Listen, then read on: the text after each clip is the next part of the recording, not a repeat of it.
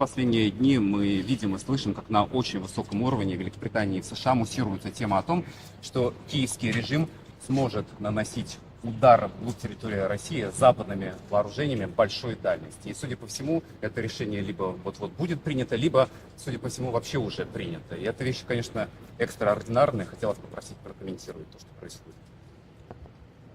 Происходит попытка подмены понятий, потому что речь не идет о разрешении или запрете киевскому режиму наносить удары по российской территории.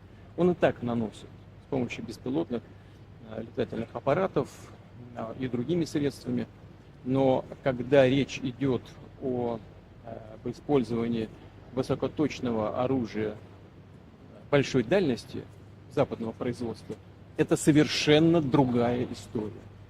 Дело в том, что я уже об этом говорил, и любые эксперты это подтвердят, и у нас, и на Западе.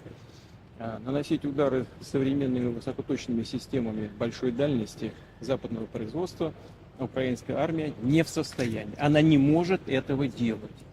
Это возможно только с использованием разведданных со спутников, которыми Украина не располагает. Это данные только со спутников или Евросоюза, либо на Соединенных Штатах, в общем, с натовских спутников. Это первое. Второе, и очень важное, может быть, ключевое, заключается в том, что полетные задания в эти ракетные системы могут, по сути, вносить только военнослужащие стран НАТО. Украинские военнослужащие делать это не могут.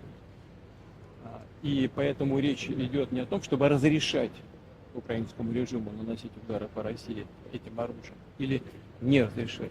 Речь идет о том, чтобы принять решение о том, что страны НАТО напрямую участвуют в военном конфликте или нет.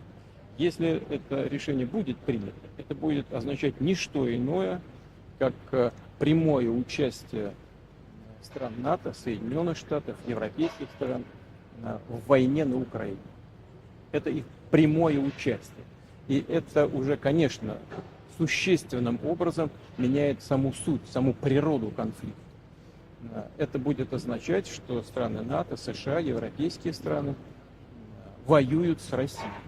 А если это так, то, имея в виду изменение самой сути этого конфликта, мы будем принимать соответствующие решения, исходя из тех угроз, которые нам будут создаваться.